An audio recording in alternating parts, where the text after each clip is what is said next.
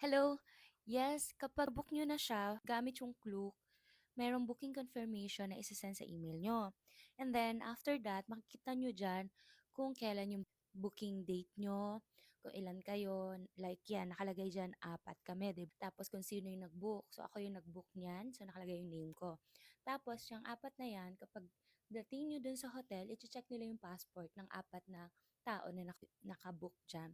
And then, para mas maganda yung communication nyo, pwede nyo silang i-email directly. So, ito yung email ibibigay ko para po kapag may mga concerns kayo, katulad ng ginawa namin.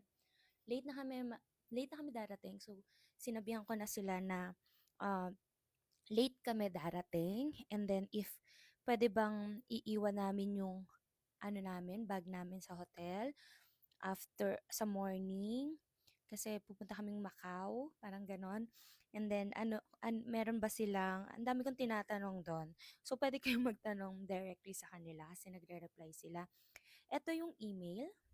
Save and use my Klook code, KLOOKLOURIS, to get 5% discount in hotels and activities. For Agoda, 10% in hotel, Agoda Luris, and for activities, Agoda Luris B. You can also use other discount codes in the caption. Enjoy po and be safe!